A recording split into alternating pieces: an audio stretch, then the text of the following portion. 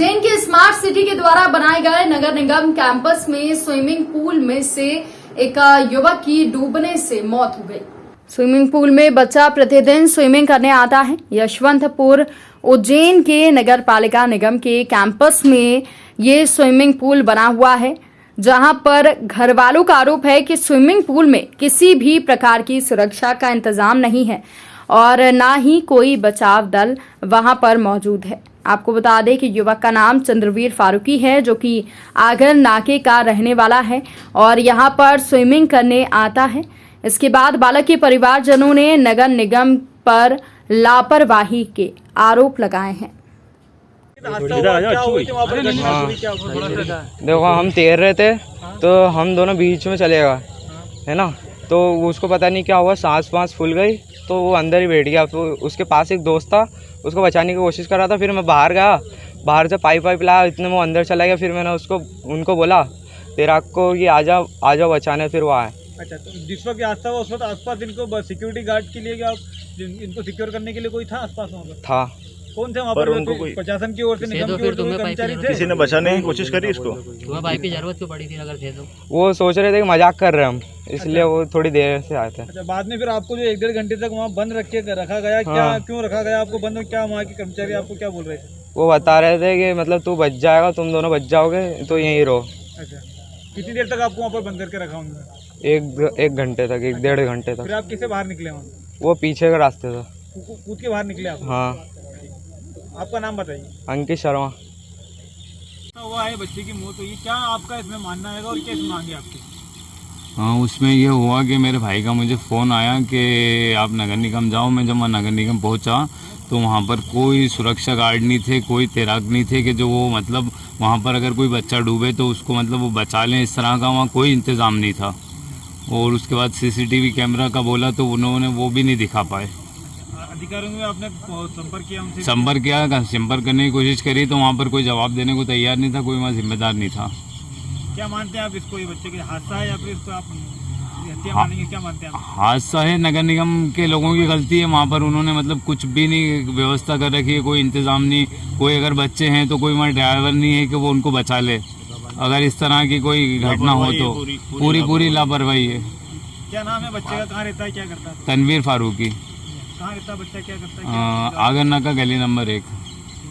इसके बाद आपके पास स्टूडेंट है वो तो। इसके बाद आपके पास कई तरह के जो है कि लोगन भी आ रहे हैं, आपको जो है कि लालच दिया जा रहा है, क्या है पूरा मतलब कौन लोग? हाँ, वो बहुत तरह के लालच दिए जा रहे हैं और इस तरह से कि मतलब आप जैसे न्यूज़ में बात ना करें और जो भी होगा अपन बाद में देखेंगे, इस तरह का। कौन लोग हैं जो इस तरीके से आ रहे हैं आपके पास? वहीं के अधिकारी हैं, स्टाफ के। बच्चे के पास में पास था कि नहीं? बच्चे के पास पास था। आपका नाम बताइए। मोहम्मद इमरान। जिसके पास पास 5.5 फीट की 3.5 क्विंटल वजनी भगवान बुद्ध की अष्टधातु से निर्मित प्रतिमा अशोक बुद्ध विहार में स्थापित की जाएगी।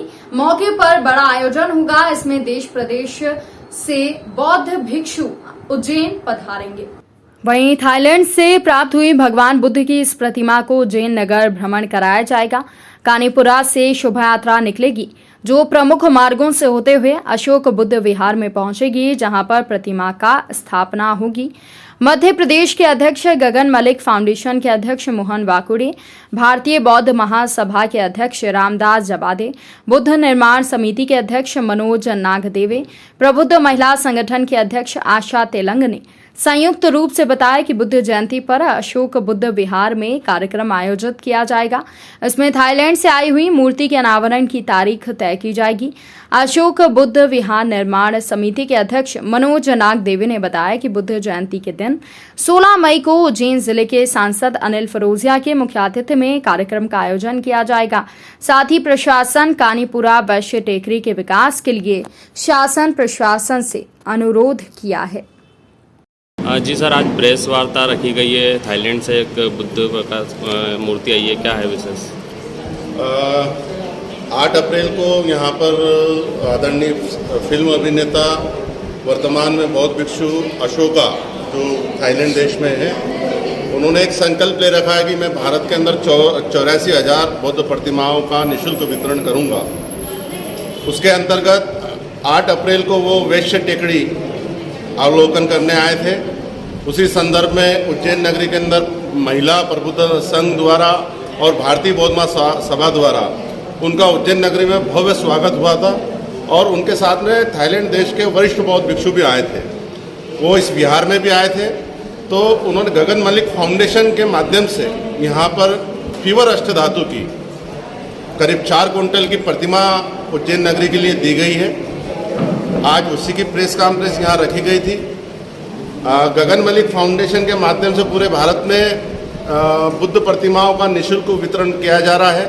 चूँकि उज्जैन नगरी अपने आप में एक धार्मिक नगरी है और उसका एक इतिहास रहा है। यहाँ पर जो वैश्य टेकड़ी स्तूप जो है उसको अस्तित्व में लाने की भी एक पहल है कि गगन मलिक फाउंडेशन के माध्यम से कि पुरातत्व विभाग उसका उत्खनन करे और वो गगन मलिक फाउंडेशन को हैंडओवर करे ताकि थाईलैंड देश होगा, जो बौद्धिस्ट कंट्रियाँ हो गई, उनके मदद से उसका विकास हो सके और उसका जो संचालन है यहाँ उज्जैन नगरी के अंदर महिला प्रबुद्ध संघ है, भारतीय बौद्ध महासभा है, उस स्तूप का संचालन करे। क्योंकि बोध गया हो, सांची हो, जितने भी बौद्धिस्ट जो जगह हैं, जो बौद्धिस्ट टेम्पल हैं, वहाँ विश्व के पर्यटक वहाँ पर अभिवादन करने के लिए आते हैं। चूँकि सम्राट अशोक की ससुराल विदिशा रही, उन्होंने पूरे भारत में 84,000 स्तूपों का निर्माण किया, लेकिन उनकी जो ससुराल रही, उन्हीं की ससुराल में जो एक स्तूप बनाया है वैश्य टेकड़ी जिसका नाम है, उसका सरकार उत्खनन नहीं कर रही है, उसका विकास नहीं कर रही है। तो उज्जैन नगरी को एक ये प्रतिमा एक शुरुआत की गई है कि एक प्रतिमा देकर, और उज्जैन नगरी के अंदर एक ऐतिहासिक कार्यक्रम इस प्रतिमा अनावरण का, जिसमें थाईलैंड देश के करीब 100 बौद्ध भिक्षु और भारत के करीब 500 बौद्ध भिक्षु इस प्रतिमा जो अनावरण कार्यक्रम जो रहेगा उसमें उपस्थित रहेंगे। और स्वयं फिल्म अभिनेता गगन मलिक जी इस प्रतिमा का अनावरण करने के लिए उज्जैन नगरी में आएंगे। आज जो प्रेस कॉन्फ्रेंस लेने का जो था कि आपके माध्यम से सर्व समाज को सूचित करना चाहते थे कि एक बहुत अच्छा कार्यक्रम उज्जैन नगरी को मिल रहा है, और यहाँ की जो वर्तमान समिति है वो जो तारीख तय कर, क्योंकि कार्यक्रम अपने आप में एक बहुत बड़ा होने जा रहा है उज्जैन नगरी के अंदर, तो एक तारीख निर्धारित करके आप सभी को सूचित कर देंगे। आपका शुभ नाम? मोहन राव वाकोडे, चीफ गगन मलिक फाउंडेशन, मध्य प्रदेश। हम जल्दी इसकी तारीख निश्चित करके आप सबको जल्दी बताने की कोशिश करेंगे, बहुत जल्दी बड़ा आयोजन करने की कोशिश करेंगे। योगा कनक श्रृंगा और sports association, SKBM school, Arya Samaj मार्ग, बहादुरगंज, उज्जैन को हिना तिवारी की ओर से संस्था को मलखंब भेंट किया गया। अतिथियों के द्वारा मलखंब की पूजन अर्चन की गई। इस अवसर पर हिना तिवारी, विषय विशेषज्ञ पत्रकारिता एवं जनसंचार, विक्रम विश्वविद्यालय, SKBM के प्राचार्य महेंद्र पाटीदार जी, जिला मलखंब कोषाध्यक्ष धर्मेंद्र सोलंकी, खेलो इंडिया कोच हेमंत सिंह, ज्योतिष आचार्य अजय व्यास, अनीता यादव, संस्था के सचिव व कोच संतोष सोलंकी का सम्मान किया गया। सपना माली, रिया लोहान को नेशनल लाने के लिए सम्मान स्वरूप ट्रैक सूट भेंट किए गए। संस्था के अथक प्रयासों से बच्चों को एथलेटिक्स में भविष्य बना रहे हैं। इस अवसर पर खुशी जायसवाल, प्रियांश भारती, प्रणय परमार, नायरा चौहान, ध्रुव गुप्ता, गौतम महावर, राशि लोहान, सिया चौधरी, सोनाक्षी साहू, निवेद्य करेडिया, संतुष्टि गंगराडे, कृतिका जायसवाल, विधि शर्मा, लक्ष्य द्रोणावत, ध्रुव गुप्ता, आराध्या शर्मा आदि मौजूद थे। कलेक्टर महोदय जिला धार की अध्यक्षता में जन सेवा शिविर का कार्यक्रम आयोजित किया गया। इसमें नगर परिषद कुक्षी के द्वारा शासन की अति महत्वपूर्ण योजना दीनदयाल अंत्योदय योजना, राष्ट्रीय शहरी आजीविका मिशन के अंतर्गत आजाद स्व सहायता समूह कुक्षी को समूह ऋण के 1 लाख राशि का स्वीकृति पत्र, 5 बैंक लिंकेज राशि, 20,000 के स्वीकृति पत्र और 5 हितग्राहियों को स्वरोजगार घाटक के तहत 2-2 लाख रुपए की राशि स्वीकृति पत्र प्रदान किए गए। प्रधानमंत्री स्वनिधि योजना के अंतर्गत 10 और 20,000 ऋण के स्वीकृति पत्र व परिचय बोर्ड का वितरण माननीय कलेक्टर महोदय के द्वारा किया गया। इस मौके पर कुक्षी SDM महोदय, तहसीलदार महोदय कुक्षी, CMO राजेंद्र मिश्रा, कैबिनेट मंत्री पूर्व रंजना बघेल, और वीरेंद्र सिंह बघेल के साथ रमेश धाड़ीवाल, जयदीप पटेल, भाजपा मंडल अध्यक्ष लोकेश चौहान, कनकमल और समस्त पार्षदगण व नगर परिषद के अधिकारी कर्मचारीगण उपस्थित थे। साथ ही शिविर में हितग्राहियों के आवेदन, शिकायत, समस्याओं का निराकरण निकाय के द्वारा किया गया। जन सेवा शिविर में कई विभाग भी सम्मिलित हुए। पुलिस महानिरीक्षक महोदय संतोष सिंह उज्जैन जोन और श्रीमान पुलिस उप महानिरीक्षक महोदय अनिल सिंह कुशवाहा उज्जैन रेंज के द्वारा धोखाधड़ी करने वाले शातिर अपराधियों के विरुद्ध कार्यवाही किए जाने के लिए विशेष रूप से निर्देशित किया है। विगत कुछ दिनों से निरंतर शिकायतें प्राप्त हो रही थी कि कोई व्यक्ति स्थानीय व्यापारियों और आम नागरिकों को विभिन्न तरह के प्रलोभन और टेंडर आदि का झांसा देकर उनसे रुपए डलवाकर उनसे धोखाधड़ी कर रहा है।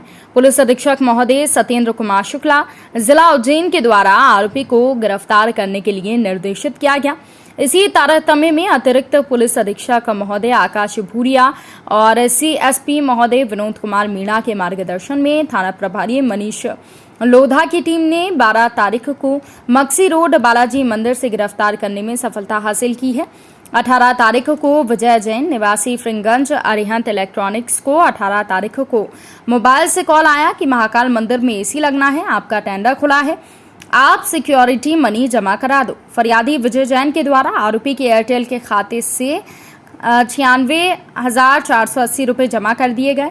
फरियादी की रिपोर्ट पर से थाना माधवनगर पर अपराध पंजीबद्ध कर पूरे मामले में अब जब पतारसी की गई, साथ ही साथ मामले की जांच की गई तो मुखबिर की सूचना पर आरोपी को थाना माधवनगर की टीम ने गिरफ्तार किया।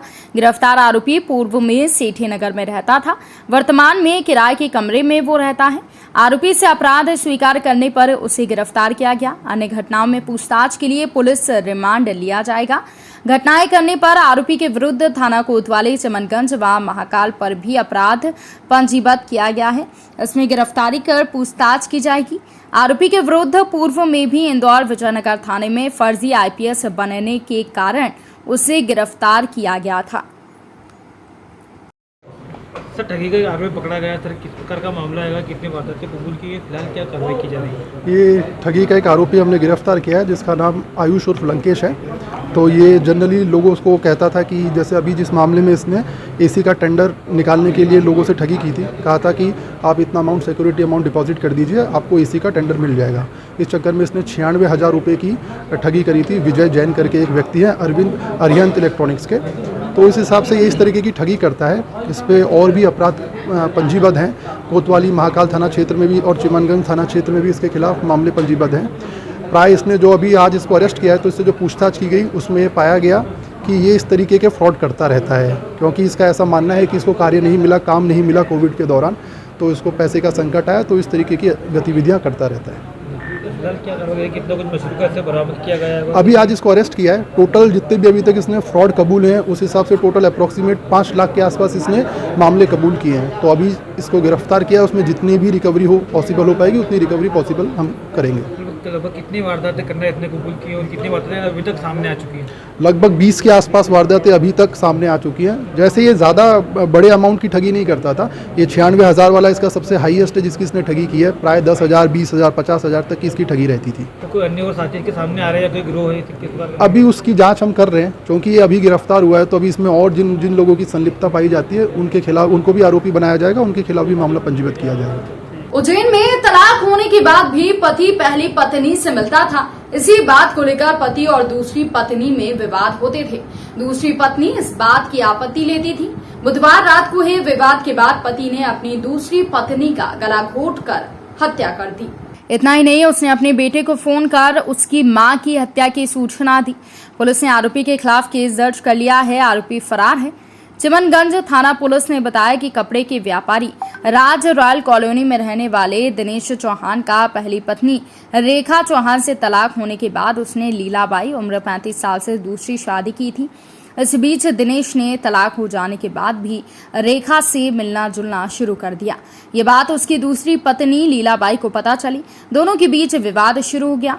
लीलाबाई हमेशा रेखा से मिलने पर आपत्ति लेती थी और बुधवार को इसी बात को लेकर दोनों में विवाद हुआ था। बाद में दिनेश ने लीलाबाई को किसी काम से रामघाट तक चलने का हवाला देकर उसके ईदगाह के सामने वीरनगर वाले किराए के मकान में ले गया। यहाँ पर दिनेश ने लीलाबाई की हत्या कर दी। हत्या के बाद दिनेश मकान पर बाहर से ताला लगाकर फरार हो गया। दिनेश ने लीलाबाई की हत्या करने पर बेटे हर्षित को फोन लगाकर उसकी मां का गला घोंटकर मारने की सूचना दी थी।